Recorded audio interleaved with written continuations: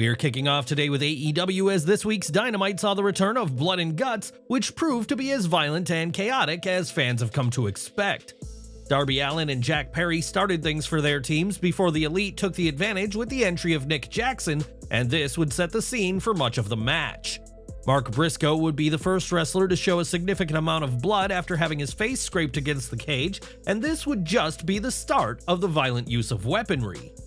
Max Caster had thumbtacks poured in his mouth, with commentary noting it was certainly a way to shut him up, and the spot drew gasps from the fans in attendance. Anthony Bowens used a pair of real scissors, but was later introduced painfully to a barbed wire board, but when Hangman Page was set to come out, he was nowhere to be seen. When Swerve Strickland entered as the match's final participant, he was jumped by Page, who was able to secure the AEW World Champion outside the cage with handcuffs. Even then, Page seemed in no hurry to enter the carnage, and it was only when Nick Jackson threatened to fire him that he entered and teased tensions with his ally Kazuchika Okada.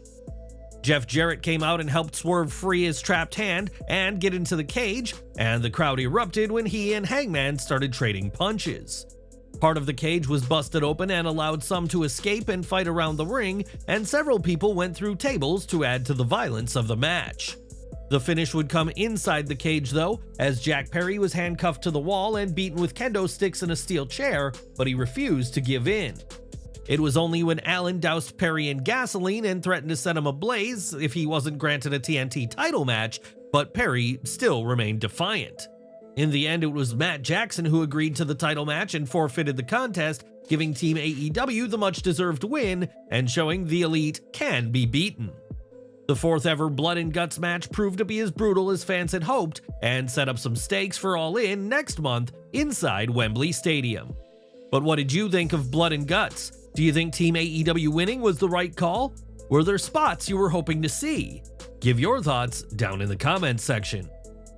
Dynamite also saw Mariah May continue with her new glamour persona as the British star arrived with her Owen Hart Cup title and the shoe she used to bloody Toni Storm.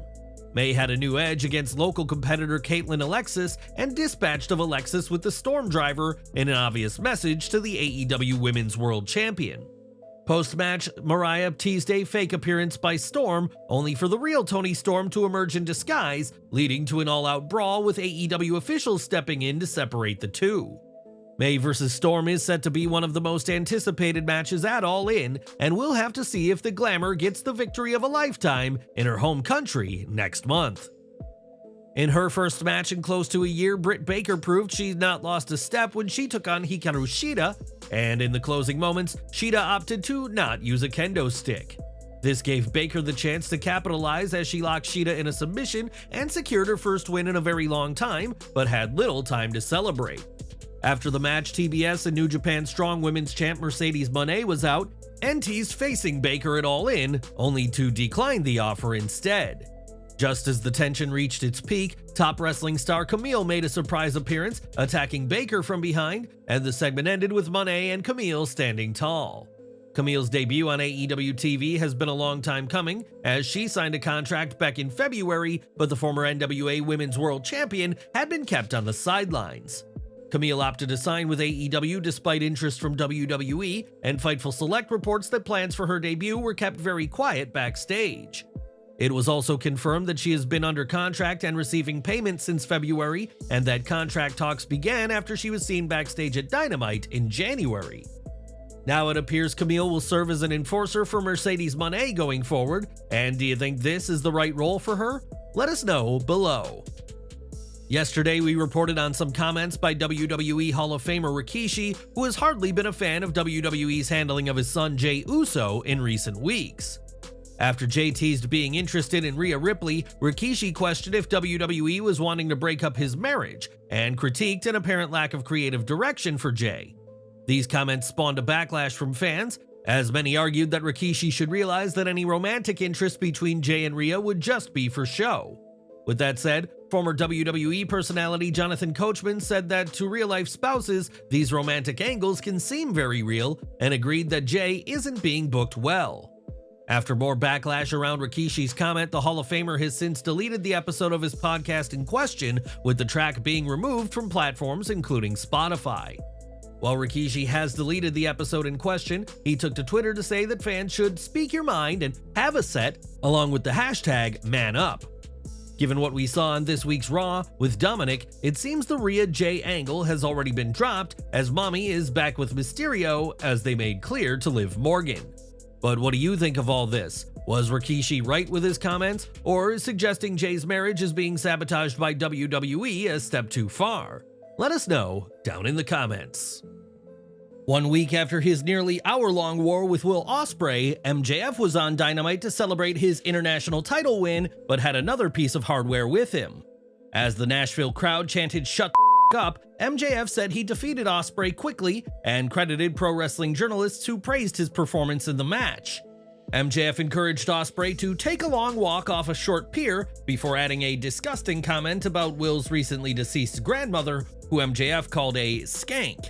MJF then addressed the AEW International title, noting that fans loved it because it was carried by hard-working men, but rejected the idea of working hard as being for pores like you. Rejecting the title based on working hard, MJF unveiled a new American Championship design before throwing the International title into the garbage a la Medusa in WCW. Will Ospreay didn't let MJF's All-American celebration last long because he ran out to chase the salt of the earth off, and an American Championship match was announced for Allin.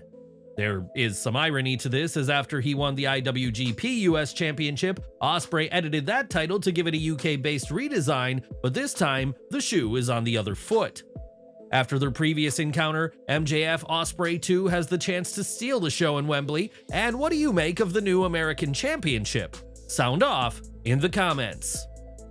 This week's Dynamite proved that MJF is truly back to being a heel, and the reigning AEW American Champion had some excellent mentors in his wrestling journey so far. While speaking in a recent interview to the Casual Conversations podcast, MJF was asked about various wrestlers and said Cody Rhodes was a positive, supportive mentor. When asked about CM Punk, on the other hand, MJF described him as a mentor through hate, as he helped MJF develop as a wrestler through a challenging, antagonistic dynamic. CM Punk and Cody Rhodes may no longer be a part of AEW, but they clearly have had an impact on MJF, who has used their tutelage to reach the very top of Tony Khan's promotion. Not too long ago, Samoa Joe was written off AEW TV to go film Season 2 of Peacock's Twisted Metal, as he will reprise playing Sweet Tooth, one of the most popular characters in the game. Will Arnett, best known for being Lego Batman and BoJack Horseman, will be providing the voice of the character, but when can wrestling fans expect Joe back in the ring? PW Insider reports that the filming of the new season began on July 17th and is expected to last until October. And while Joe may not be gone for that entire time, he's not expected back soon. Joe's last match was a street fight against Chris Jericho where he was driven through a wall, but the report adds that there will be breaks in between certain episodes. At this time, it's unclear when exactly Joe will return to AEW TV, but for the time being, the former world champion's focus is on bringing his best acting chops to Twisted Metal's second season. Earlier this year, Raquel Rodriguez was diagnosed with mast cell activation syndrome, a condition that results in her showing signs of severe skin irritations. Despite this, Rodriguez competed at Elimination Chamber Perth and the following episode of Raw, but she's been out of action ever since due to some intense treatment. Fans could be seeing her back soon though, as PW Insider reports that there has been some internal talk of Rodriguez making a comeback in the near future. There's no specific date for her return just yet, but this could be a perfect opportunity for Raquel to be reintroduced to the main roster when the time is right. Raquel is a former NXT Women's Champion and has held the NXT and WWE Women's titles, and we'll have to wait and see when she finally makes her return to programming. In February 2022, Buddy Matthews joined AEW, and he's been a member of the House of Black ever since, and fans can expect to see more of him for a long time to come. Though Black was recently written off of TV with an attack, PW Insider reports that Matthews has signed a new deal and in fact inked a contract in February of this year. It's not known how long this contract is for, but it will of course keep Matthews separate from his wife Rhea Ripley, who remains one of the leading acts in WWE today.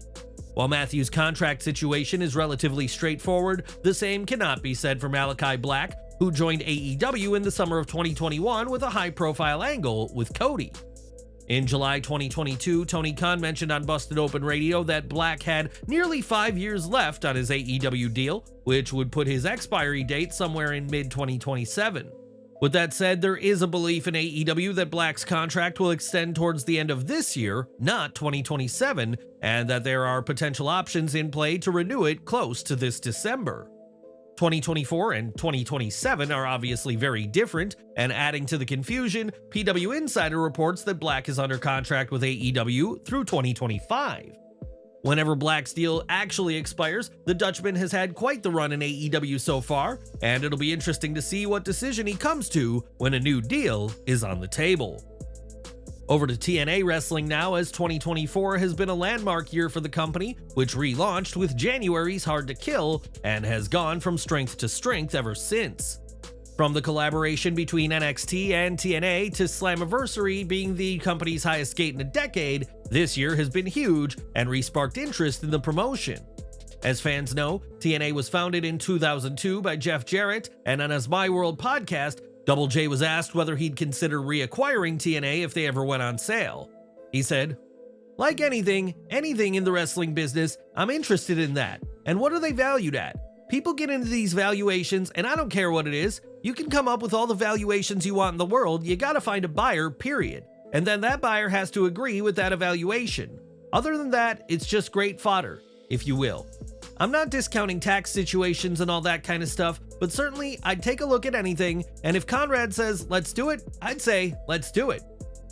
While Jarrett may be open to the idea, there are obvious obstacles, such as the fact that Anthem, the parent company of TNA, has shown no interest in being rid of the company. Then there's the question of capital, as Jarrett would need deep pockets to purchase the company he founded, not to mention whether this would be an issue for Tony Khan. After all, Jarrett is both an on-screen performer for AEW and is the company's director of business development, roles that would take a hit if he were to run TNA again.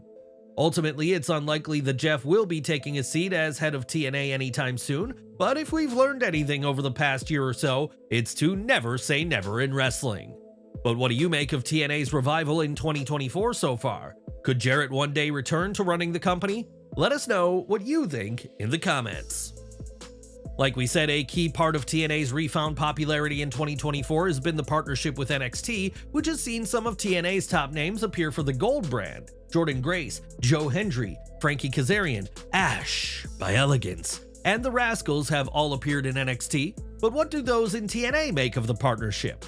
On Fightful Select's Q&A, Sean Ross Sapp said the belief is WWE has benefited more from the crossover, but that TNA has benefited a little bit so far. TNA has received Izzy Dame, Tatum Paxley, and the No Quarter Catch crew, but Sapp said that getting a TNA icon like AJ Styles would be a huge get for the smaller promotion. While WWE has received some top TNA names, many fans have said the names TNA have received are nowhere near the same level. And what do you think? Let us know below. For years, TNA was the most direct competition to WWE, which has made this partnership even better to see, but could we see WWE collaborate with AEW next?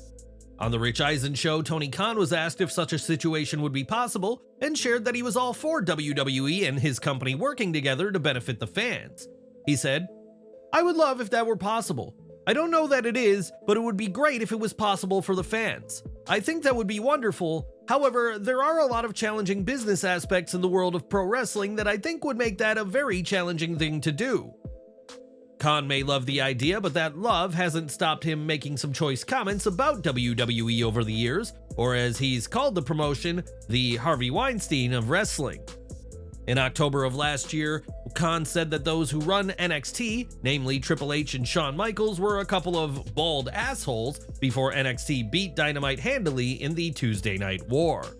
With that said, AEW and WWE have collaborated in the past, as AEW talent were allowed to send videos to Raw in June 2022 to mark 20 years of John Cena's debut.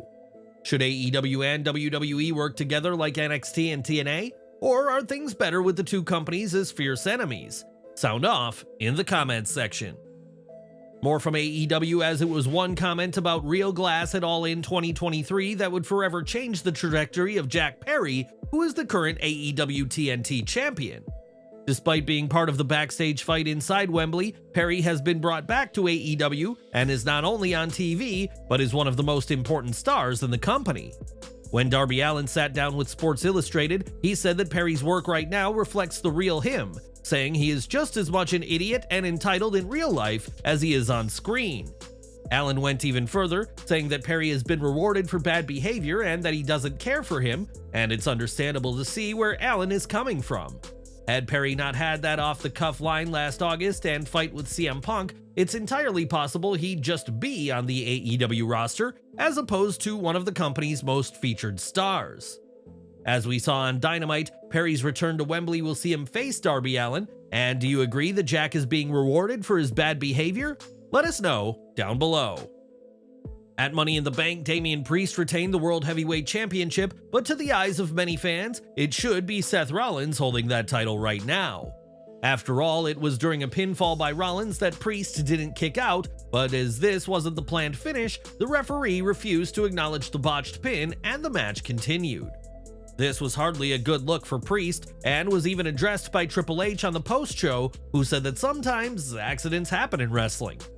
While speaking to the New York Post, Damian Priest addressed the botched kickout and, rather than the idea that he forgot to kick out, shared his side of things. He said, "The idea that I forgot to kick out, that's not a thing. We don't forget to kick out. 20 years in, I'm pretty sure there is some kind of muscle memory there. So me forgetting was not the case. There was nothing outside that was supposed to happen. It was a matter of there was a situation, but I'm okay. Everybody's fine. The story continues. It doesn't affect anything. The show goes on, and I think fans are very invested in everything that's going on. The ones that matter knew the situation, and nobody thought twice about it. It was, move on." Typically, WWE refs are told to call a match like a shoot, and if the wrong person wins, then that's what happens, but the plans behind this match meant calling it like a shoot was impossible. After all, had this pin been allowed, Priest would have lost the title, Drew McIntyre wouldn't have cashed in Money in the Bank, and CM Punk wouldn't have appeared to cost the Scottish star. Ultimately, the show ended with WWE's plans going as they'd hoped, but only after a botch that everyone involved would sooner rather forget.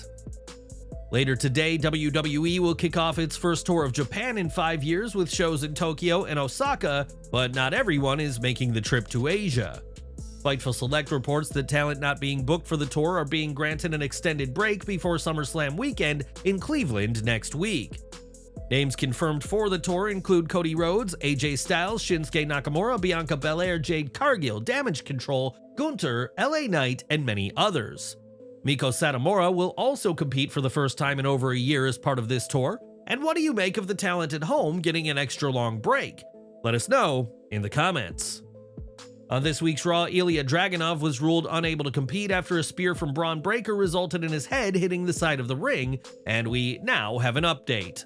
Fightful Select reports that Dragunov was okay after the match with Breaker and didn't suffer an injury, but it'll be Braun, not Ilja, who challenges for the Intercontinental title at SummerSlam. Right now, there's been a lot of talk about names possibly leaving WWE, including Bobby Lashley and MVP, but a Hall of Famer may soon be on her way out. Fans recently spotted that Beth Phoenix has had her profile removed from the current WWE roster section and is now only listed on the Hall of Fame section. Despite her last involvement on WWE TV being in early 2023, she had remained listed as active until this week, and this has left fans speculating as to whether she could be exiting soon. Beth's husband Adam Copeland is in AEW, and the "You Think You Know Him" part of his song is provided by Phoenix, and could the Glamazon soon join him in AEW? Time will tell. And we're ending with SummerSlam, as tryouts will take place next week, which will include a notable offspring from the world of boxing. PW Insider reports that Elijah Holyfield, the son of Evander Holyfield, will be part of the tryouts, and the younger Holyfield comes with a background in football.